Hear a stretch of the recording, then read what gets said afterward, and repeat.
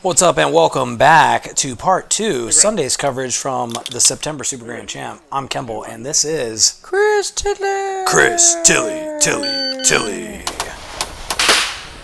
This trailer pumps me up, bro. Oh, dude, this is some awesome good stuff. That is a chicken driving a dump truck. As it should be. Exactly. Just take that in. Yep. So tell me about this stage, Chris. Dude, that bothered me to the core. What do you mean? I did not know what I was going to do until like 1 minute until I shot it. That was a good, hard stage. Now you say that, and you about burnt it down. Well, you know, sometimes special people need special times to, you know, come all out. If I had enough time, I'd have probably shot it worse. Okay, nice. So you know what I'm saying? You shot it from the hip. Oh, yeah. I didn't know what was going on. I just reacted. We took some time, and it's coming up here. You can see the stage layout from overhead, but we took some time to look at your grip and look at your posture, which has been an ongoing issue with a lot of the guys that have shown up. Yep. Well, let me tell you this. I'm always working on it. It's not, I'm good with the grip and the grip pressure and the grip placement. Dude, I'm always working on it. Now, the first thing I noticed, and we had a question on this on YouTube earlier, is when you build the grip, not only is there not excessive pressure in the forearms, you're also mitigating recoil through the arms and not showing much recoil in the chin, which is usually the hallmark of someone who's too tight. Well, you know, I would like to say it's more like shock absorbers, you know, like shocks in a car. Yeah. You know, my biggest thing that I didn't like that I saw there is I led with the shoulders before my hips. Now you talk about your posture, and this is great posture. Oh, well, you know, I'm forward, yes, but I still would like to see something better, guys. You know, I would still like to see my power come from the bottom, and it didn't. But, you know, a lot of times you cheat. I was cheating there, and that's what happened. So if you're going to give someone a guideline, how much farther forward of the hips do you want the shoulders? Well, as long as your hips are in front of your, as long as your shoulders are in front of your hips, not necessarily in front of your knees, that's fine. But the thing is, your shoulders should not go in front on the transition of your hips. Your shoulders should not beat your knees to the next position. That's what I did. I made a mistake of that. You know, I don't want that twisting of the upper body to the lower body. I want the exact opposite. I want, if anything worse, I want my knees and my lower body to get there before my upper body. Excuse me. Okay, so we're watching obviously David Wampler, Yep. Teammate, and David is in this space where he's obviously on your heels, but a significant percentage behind you. What do you notice in his posture that's lacking? Well, you know, the biggest thing that he's got going for him, his footwork, his aggressiveness is awesome. He's actually got a really good transition. He's still a little bit more upper body to his lower body, but he's got this aggressiveness that is, you can't teach it. He's got a great aggressiveness that is something that, you know, you just have.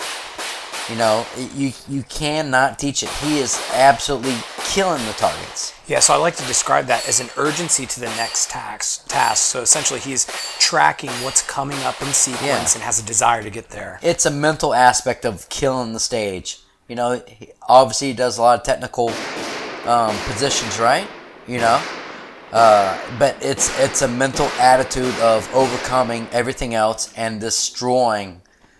You know, he's really pushing it. Yeah, so I think he could afford to soften the lower lumbar and potentially move his shoulders even more forward in the weight class, right? Yeah. You know, he's not holding the gun as tight as he could have, and I find that it's kind of an attribute of pushing the lower body, moving with him shooting, but of coming apart. But it's something he could definitely lock out and get a little bit flatter shooting gun, a little bit faster returning gun there for sure. Now on side by side, we can really see the punishing effect of your proper stage planning versus David's more atypical plan here. Yeah, you know, he had a different tactic. It was almost a back-asswards tactic of starting the stage.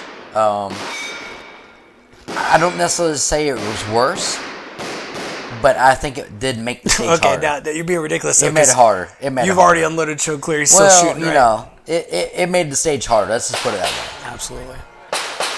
The lovely Miss Super Grand, Jessica Hook, the newest addition to our traveling team, getting ready to burn it down, PCC style. She's getting ready to slam it. That's right, but let's be honest, we need to get a pistol in our hands. Right? Well, you know, that's what we're working towards. I like that music in the background. Okay, great off the start. Great splits. Exactly, transitioning quickly. Now, there's something I have to bring attention to, and I notice she is relaxed or loose in the midsection, and oftentimes, again, her hips and shoulders just are not correlating with the precision we need. And that really is it. You know, when you have something that's shoulder fired technique, you've got to have hips and shoulders together. You've got to have it to work together. If it's working separate, it's just killing you. Lately, I've really been focusing on movement. I took a class from Kita recently, and that was for me the beginning of the beginning. I'm kind of been stuck in this B class, A class mentality of posting in a position, shooting as many targets from as few positions as possible, so that has affected my stage plan. And after watching Chris's stage plan on the last stage with the star, I saw him blaze through, and I'm like, my stage planning was not the greatest. I took the least amount of positions, which was about 2. And in order to do that, I kind of had to shoot the star from further back. And I think that cost me a little bit because I had a further distance. I had a few makeup shots on the star.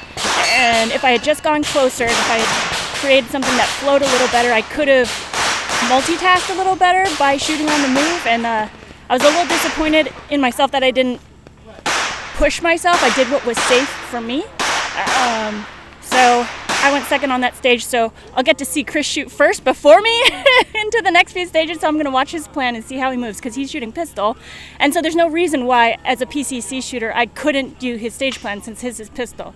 So I'm going to watch the way he moves and try and replicate his stage plan. Yeah, so in regards to her stage plan, she clearly made this position at the rear much harder than it should have been. You know, it was only a couple steps, but it was absolutely, percentage-wise, I would say 15-20% harder. And, you know, PCC was such a super fast division like that, you got to take advantage of that. I mean, there's no need to stay back like that. I mean, it was huge. It's already a super sweaty Texas Star, too. Like, if you guys have shot Super Grand Ranch, you know that Texas Star has issues. That's a hard target, guys. Absolutely. So push it up next time, and I think, a better stage plan in general, and tightening of the core just to deliver a more solid and correlated upper body lower body performance. Yep. Here we have the two overlaid, and realistically, your stage plan should be similar, right? You know, I did not shoot this in PCC, but I try to think of how I would, and I can't imagine that I would have shot it different. To be honest with you, I would have shot it about the same way I would in open. So, yes, sir. I would have definitely shot it up close. We're looking at like a positional difference, which is severe.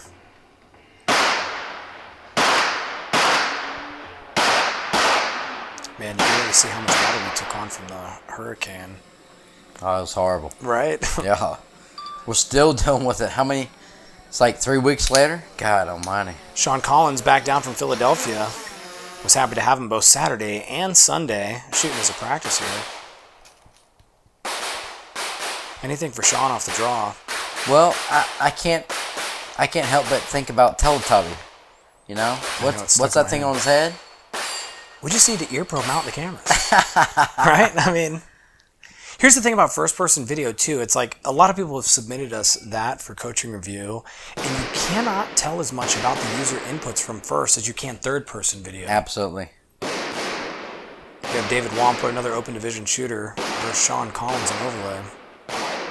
Sean Collins should have been a little closer towards that next position versus back there. We always talk about points per second, but you can also discuss steps per second. Yeah. And David is taking far more steps per second than Sean. And I think there is a corollary between good shooters and the number of steps they take. Oh, dude. The correlation of steps per second, shots per second, points per second, it absolutely adds up. Mike. Who's this guy? Mike.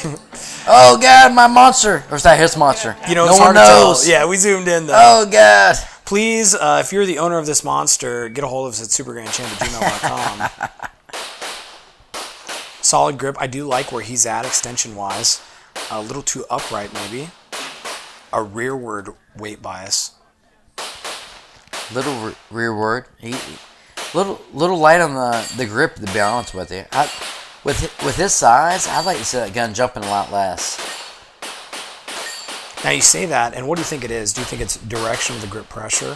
I think it's grip pressure. He doesn't have that enough pull-push grip pressure that we're talking about. You know, he's it's more squeezing and letting the gun do what it wants to. No, I'm trying to get consistent. So inconsistency will help that in stage layout and all the rest of that jazz. But yeah, not drilling my stage plan into my head and getting lost. Yeah, just and I struggle with that often. Utilizing this as more of a stress relief, whatever you want to call it, getting away from life versus actually paying attention and you know, putting in the same focus as you would at work. You know, when you come out and do this, only doing that at a level 2 or a level 3, whatever majors you're shooting, it's not going to get you by. You know what I'm saying? So you got to put it in at these little level 1s, practice sessions, dry fire, everything. You're making sure you're doing what you do. You know, it's interesting. A lot of these shooters really have the insights they need for themselves, and you can tell in his execution that the choreography just wasn't there. It takes a lot of work, you know, on the range. A lot of work on the range, time and time and time again. The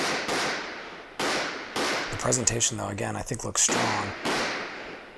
I would say in general, Mike does track his alignment of shoulders and hips together much better than some of the other shooters we've looked at. He does. I'd still like to see his hips lead more than the shoulders.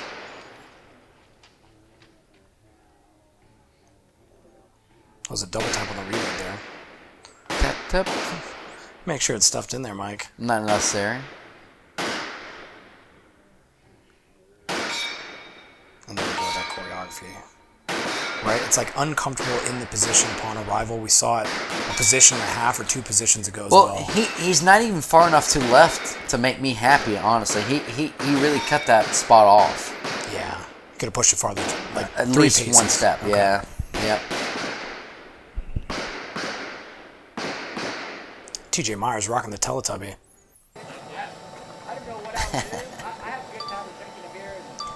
Bro, get my video. There we go. Shirt looks good though. Thanks TJ for coming out. No, that's awesome, dude. That shirt does look good. Blue like the barrel. Looking good. Yeah, great sense of urgency. Still a little high. Rearward weight bias. Whoa, we messed up a little bit there. Transition. Didn't shoot and then reloaded. What's interesting is I think that choreographical error comes back to haunt him again. Right at the end. Yeah, you know, when... Oh, God. Yeah, what was that? Let's see mental this prep again. Was the biggest one. Technical-wise, I've been working in transitions, trigger prep, and shooting on the move, getting in a lower position. But as far as the last stage, any issues I had with that was totally mental. So just visualizing the stage a bit more. You know, it's kind of like when you're thinking about something that you might do that's going to be a mistake, usually that's the thing you do. So the mental prep portion of it was... Yeah, absolutely. Yeah, if you visualize a mistake or something that you don't want to do, normally that's what comes to fruition. So, you know, basically just a mental game of it right there on that stage. You know, if we think about TJ's performance as a transmission, he's oftentimes caught between gears. And I'm not sure if that's related to choreography or what. I really think it is. I think he didn't walk through there enough to know where he was at and what to do. I mean... One thing I would like to say about my shooting is I really walk through my visualization, my stage planning, whether it be right or not, but it's sound. I know what I'm going to do. I really think that he was searching for it there. Yeah, and practically speaking, TJ, I think I'd like to see you work on the weight bias a little more over your toes. It seems like your hips are coming under the shoulders and canting towards the rear. David Martin. Local staple. Nice. That was solid.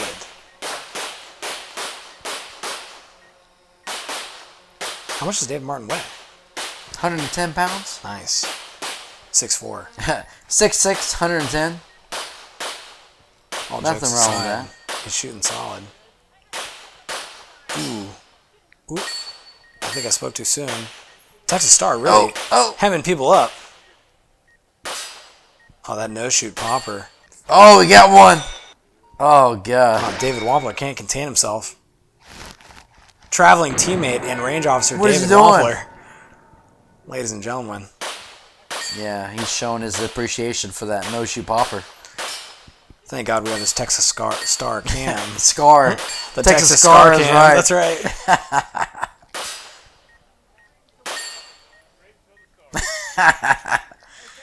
Oh, God. Well, there you have it, guys. So last stage, yesterday I shot it, and I shot it today. I was trying to get redemption on it today from yesterday, and yeah, it bit me harder even today. So I'm just going to try to push through it for the rest of the match. On this stage here, I had a mic, so I'm going to try to pick that back up, and then on the next stage, after watching some of the videos that were posted last night, I'm going to kind of mimic some of the movement and stages and see if I can pick up time there. You know, it's interesting. David does favor your movement style. Like, the alignment of his shoulders and knees is similar to your movement. Well, you know, he's naturally athletic as far as getting in that position. You know, his biggest thing, I really think, is he likes to lean back more, though. He likes to be on the heels of his feet, you know, than that athletic stance. It's interesting to me, though. He seems, if I could tune one thing up, he seems more deliberate than he needs to be per shot, right? I get what you're saying, yeah. It might be that dot. You know, the iron sight shows a little bit more forgiveness than the dot.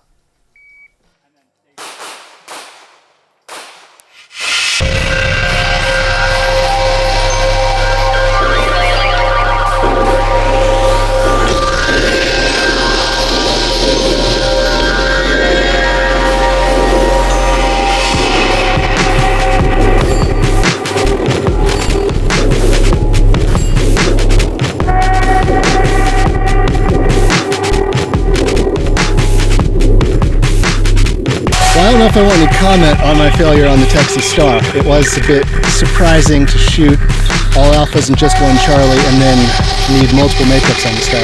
That was upsetting. What I've been working on is trying to actually move, which is a special thing for us production shooters.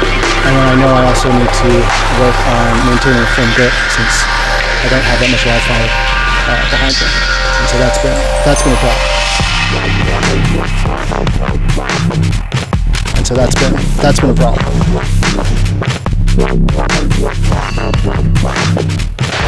Well, if I want to comment, I'm gonna tell you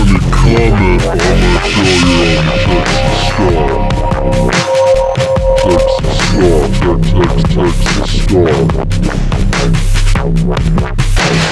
if I want to comment on my failure on the Texas Star.